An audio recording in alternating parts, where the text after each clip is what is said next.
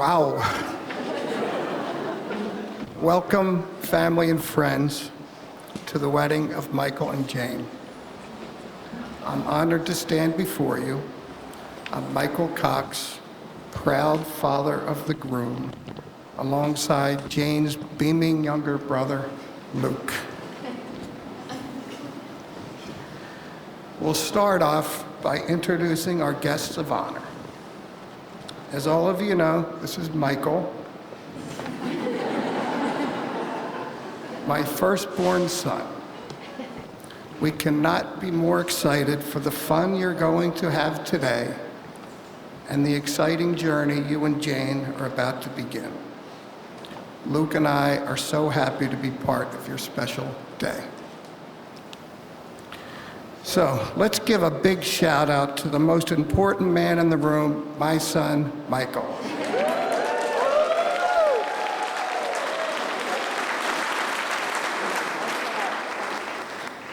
Now, I have the privilege, of introducing the most beautiful woman in the room.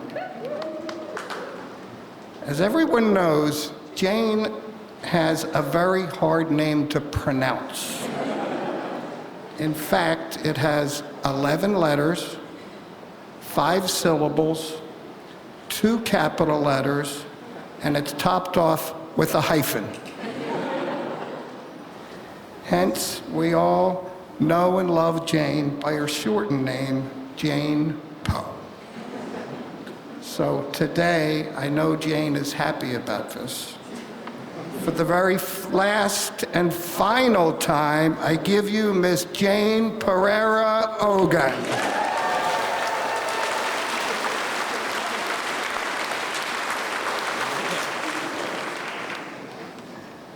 Wow, this beautiful venue, the Switch House. It's fitting that we're gathered in the Fishtown area of the city, which means so much to Michael and Jane. They've lived here for 6 years, owned 2 homes, and the area has become a cherished part of their lives. An additional fun fact is, according to Cox family folklore, my parents, Patsy and Frank, met here in a fish market over 70 years ago, right here in Fishtown. The Switch House was formerly the Delaware Power Station, and it lied dormant for nearly 40 years. The magnificent venue opened late last year, and it's the perfect backdrop for Michael and Jane to celebrate in this brand new facility.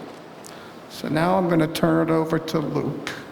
He's going to talk a little bit about the evening and say a few words about Jane and Michael.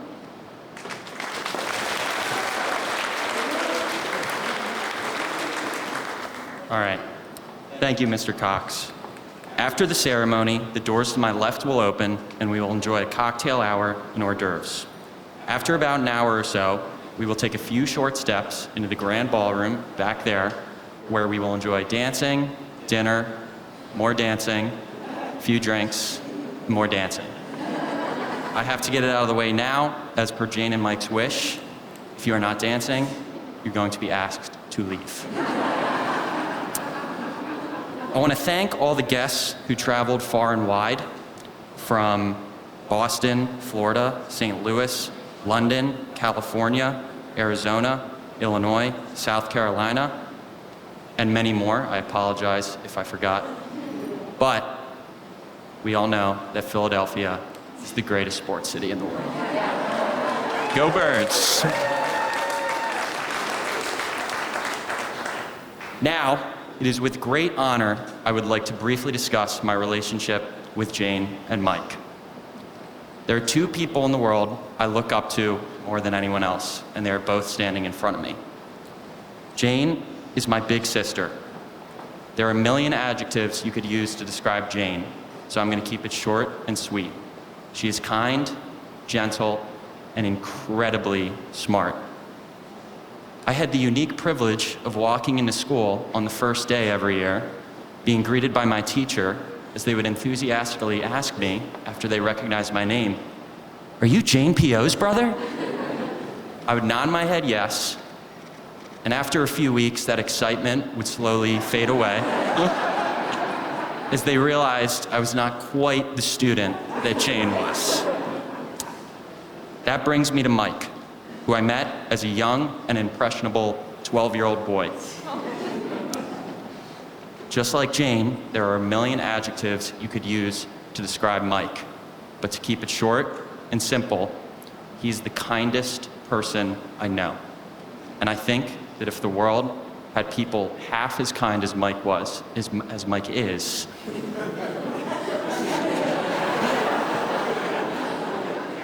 the world would be a perfect place.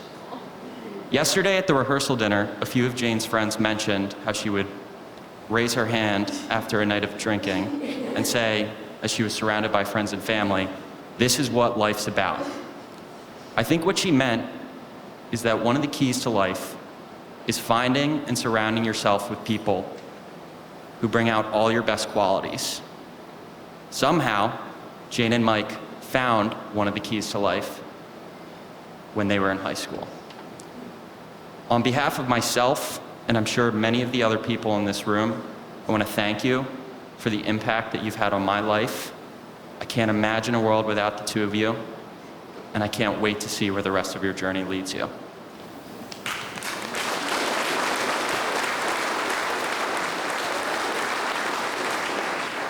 I am now going to invite my mother up to read a short speech.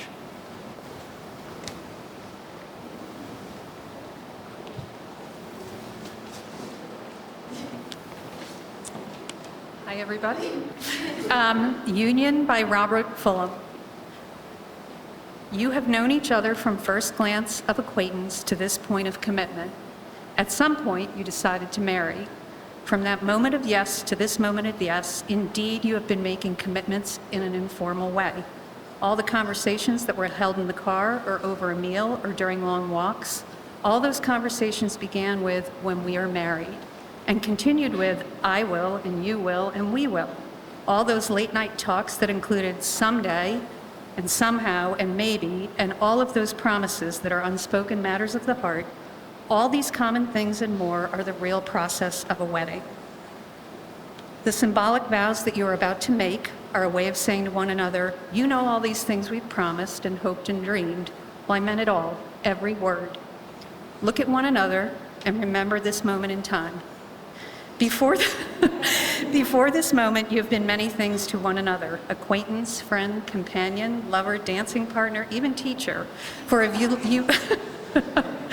you have learned much from one another these past few years. Shortly, you will say a few words that will take you across the threshold of life, and things between you will never quite be the same. For after today, you shall say to the world, "This is my husband, and this is my wife."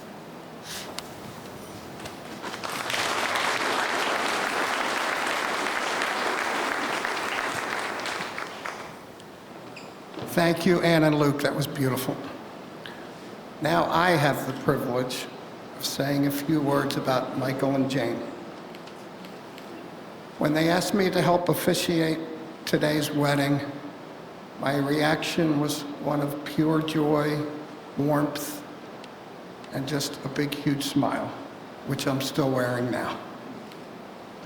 You both bring me immense happiness and pride. Whenever we're in the presence of Michael and Jane, they're filled with joy. Their infectious happiness and lightheartedness brightens every room that they enter. We are truly blessed to have Michael and Jane in our lives, and they never fail to make us smile.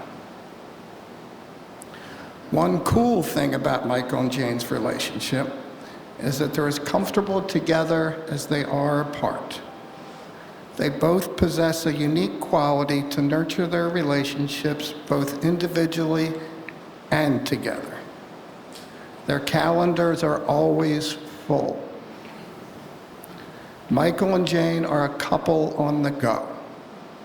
Whether it's weekends at the shore, golf trips, girls and guys nights out, they do things on their own and enjoy their own time with their many friends. There's a saying about friends, which I particularly like, and it goes, things are never quite as scary when you've got a best friend. This reflects perfectly upon the many deep friendships that they both have. Michael has always had the instincts to do the right thing. On more than one occasion, he was there to help a friend in need. Michael's loyal, Michael's dependable. Simply put, Michael is a great friend. One of Jane's scariest moments was when she was a sophomore at the pre-senior prom pictures with Michael. I remember it so clearly. She was so adorable, so cute, so beautiful, but she was so nervous. Oh, the poor thing. All her besties, including her mom, were there with her to provide her with a sense of calm and support. She made it through the evening, and here we are 12 years later. Additionally, Michael and Jane are also great friends to animals, resulting in the rescue and adoption of their beloved Millie into their family. As parents, Jennifer, Ann, George, and I are thrilled to witness the close friendships that Michael, Jane, Kevin, Sarah, Caroline, and Luke have formed. They just enjoy being together and just hanging out, and it's really, really fun to watch. The whole gang has been planned in the wedding since the beginning. That can be a challenge on its own. Who can forget when we all went to look at the very first wedding venue? It was actually a bowling alley. We all pretended to be so excited.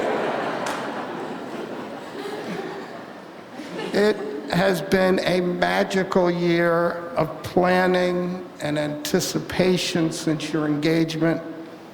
The two of you, your easygoing personalities, have made it so much fun for all of us to plan, ending up here today. So with that, I will turn it over to the second most beautiful woman in the room, my wife, Jennifer, who will do a poem.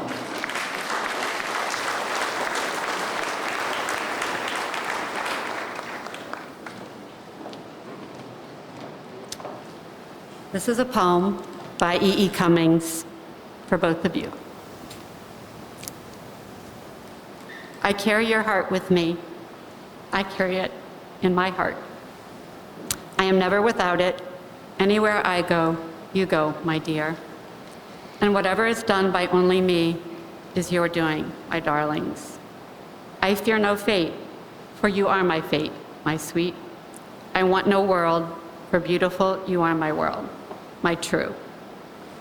And it's you, are whatever a moon has always meant, and whatever a sun will always sing is you.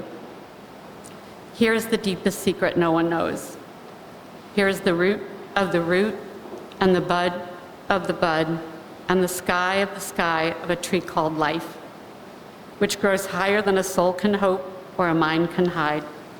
It is the wonder that's keeping the stars apart. I carry your heart. I carry it in my heart.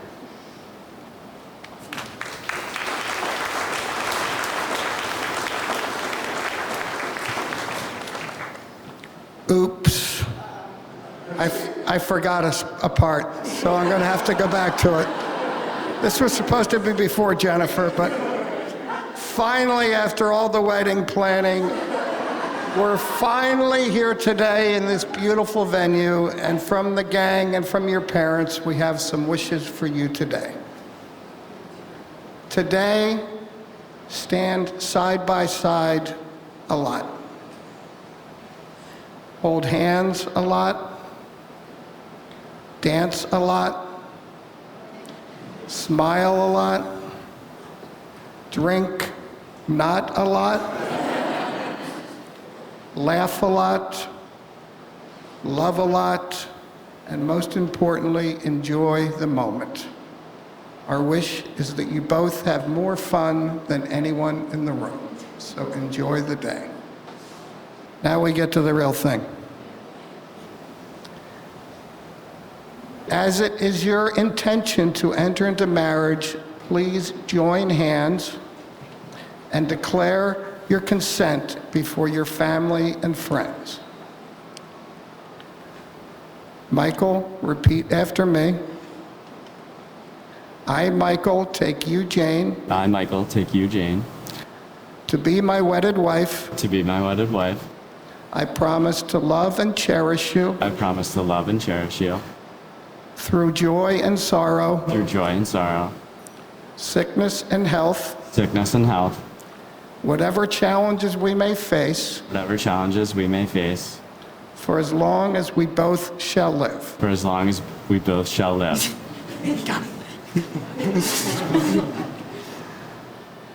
Jane, don't cry. I, Jane, take you, Michael, I, Jane, take you, Michael, to be my wedded husband. to be my wedded husband. I promise to love and cherish you I promise to love and cherish you through joy and sorrow, through joy and sorrow, sickness and health, sickness and health, and whatever challenges we may face, and whatever challenges we may face, for as long as we both shall live. for as long as we both shall live. Kevin, can you please join us for the exchanging of the rings?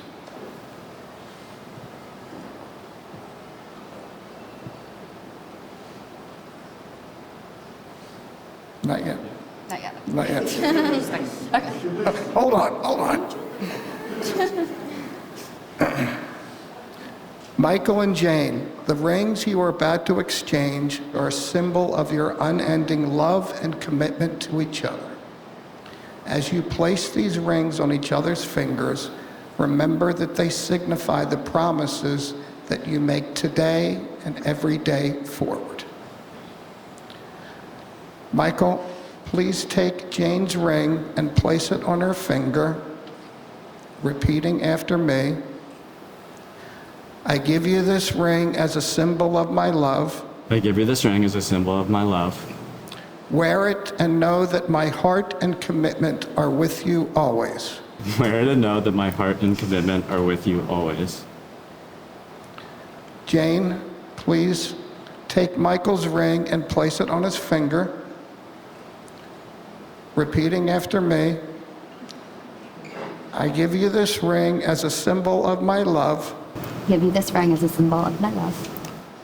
Wear it and know that my heart and commitment are with you always. Wear it and know that my heart and commitment are with you always. May these rings remind you of the vows you've made today and your enduring commitment to each other. Let them be a testament to your love and a reminder of the strength you find in one another. As you move forward, remember that you are each other's witnesses to all that life brings, promising to cherish, respect, and support one another. Congratulations, Michael and Jane.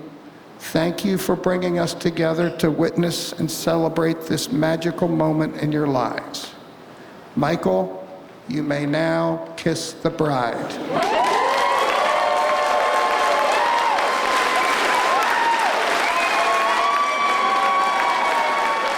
Ladies and gentlemen, I give you for the very first time Mr. and Mrs. Michael and Jane Cox.